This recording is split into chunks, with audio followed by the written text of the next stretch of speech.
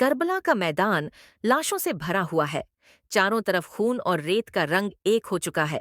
سورج اپنی تپش سے دھرتی کو جلا رہا ہے اور ہوائیں بھی جیسے ماتم کر رہی ہوں۔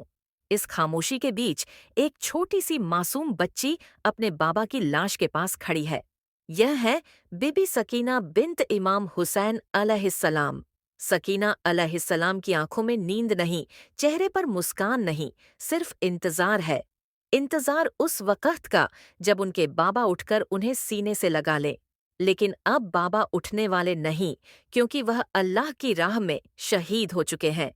دشمنوں نے لوٹ پاٹ کی، خیموں کو جلا دیا اور قیدیوں کو زنجیروں میں جکڑ لیا۔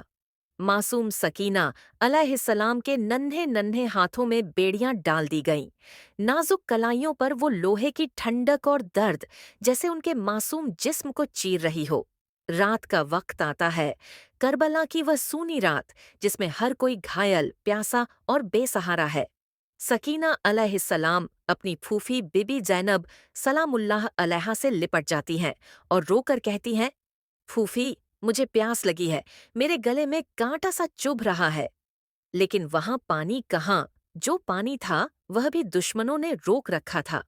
قافلہ جب شام کی اور چلا تو وہ سفر درد اور تکلیف کا سب سے لمبا سفر تھا۔ ریگستان کی جلتی ہوئی ریت، سورج کی تپش اور سروں پر چڑھے شہیدوں کے بھیگے ہوئے چہرے۔ سکینہ علیہ السلام کی نظریں بار بار اپنے بابا کے سر کی طرف اٹھ جاتیں۔ شام کے قید خانے میں سکینہ علیہ السلام ایک کونے میں بیٹھ جاتی ہے۔ پاؤں میں بیڑیاں، ہاتھوں میں زنجیریں اور آنکھوں سے آنسوؤں کی دھار بہتی ہے۔ وہ رات بھر ایک ہی بات کہتی ہیں، مجھے میرے بابا سے ملا دو، مجھے ان سے لپٹ کر سونا ہے۔ پھر ایک رات قید خانے میں ان کا معصوم دل ٹوٹ جاتا ہے۔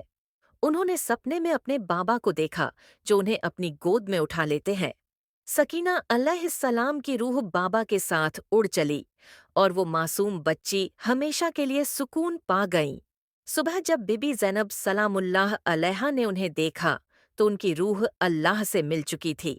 قید خانے کی دیواریں اس وقت تک معصوم کی وداعی پر گواہی دے رہی تھیں۔ کربلا کی اس کہانی میں امام حسین علیہ السلام کی اس چھوٹی بیٹی کا حال ہر سننے والے دل کو ہلا دیتا ہے۔ وہ معصوم جس نے پیاس، قید، درد اور جدائی کا اتنا بڑا امتحان صرف اسلام کی حفاظت میں سہا۔